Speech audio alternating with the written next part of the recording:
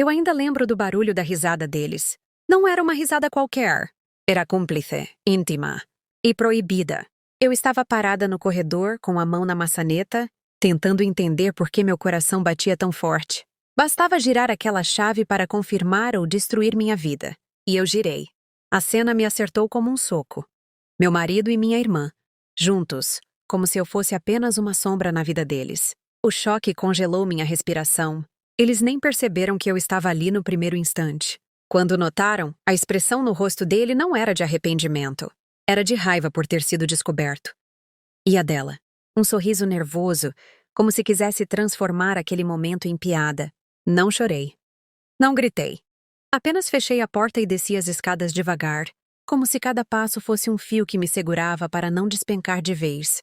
Meu corpo tremia, mas minha mente já trabalhava. Eu não ia implorar. Não ia pedir explicações. Eu ia devolver cada pedaço daquela dor. Do meu jeito. Foi então que encontrei o pai dele sentado na varanda tomando café. Ele sempre me tratou com mais cuidado do que o próprio filho. Me olhou com preocupação e perguntou se eu estava bem. Eu sorri. Não aquele sorriso de quem está feliz, mas o sorriso de quem acaba de encontrar a peça perfeita para completar um plano. Você quer conversar? Ele perguntou sem saber o que estava prestes a começar. Eu me sentei ao lado dele. A brisa da tarde parecia zombar de mim, trazendo o cheiro da casa que agora guardava um segredo sujo. Ele colocou a mão sobre a minha, num gesto inocente, e eu não recuei. Os dias seguintes foram calculados. Eu sabia onde ele estaria, quais conversas puxar, como fazer com que ele se sentisse visto de uma forma que provavelmente não acontecia há anos. Não precisei forçar nada. Ele mesmo se aproximou, quebrando as barreiras que a vida construiu. E quando finalmente aconteceu, não foi paixão, foi vingança. Enquanto ele dormia ao meu lado, eu olhava para o teto e pensava em como aquele momento iria ecoar quando chegasse aos ouvidos do meu marido. Eu não queria apenas ferir. Eu queria que ele entendesse o sabor amargo de ser traído por alguém de sangue. Mas o que eu não imaginava era que essa decisão não traria apenas a satisfação da revanche. Algo muito mais perigoso começou a nascer dentro daquela história. E no fundo eu sabia. Eu tinha acabado de abrir uma porta, que talvez nunca mais conseguisse fechar.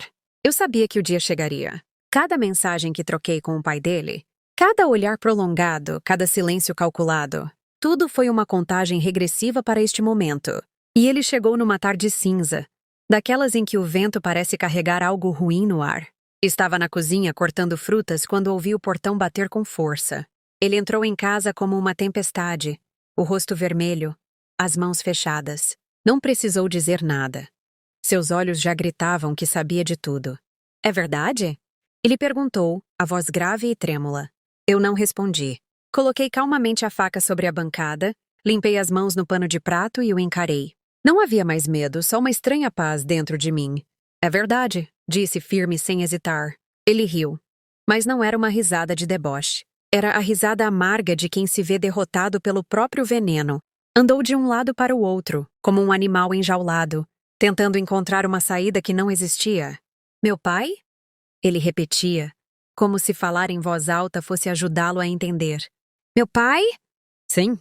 O mesmo pai que sempre te aconselhou, que te defendeu, que tentou te ensinar o que é respeitar alguém. Ele veio na minha direção, e por um segundo pensei que ia me machucar, mas parou a poucos centímetros do meu rosto, respirando pesado.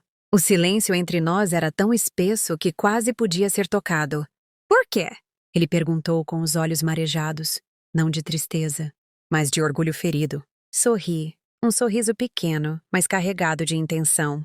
Pelo mesmo motivo que você escolheu minha irmã? Porque eu podia.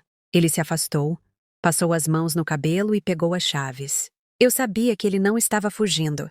Ele ia atrás do pai. A cena que imaginei na minha cabeça era um prato servido frio. 2 homens, sangue do mesmo sangue, olhando um para o outro com a mesma pergunta. Antes de sair, ele me olhou pela última vez. Você destruiu essa família. E eu, sem desviar o olhar, respondi. Não, eu só mostrei quem vocês realmente são.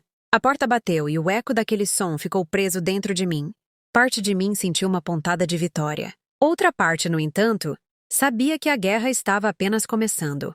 Porque homens feridos não recuam, eles contra-atacam. E eu estava pronta.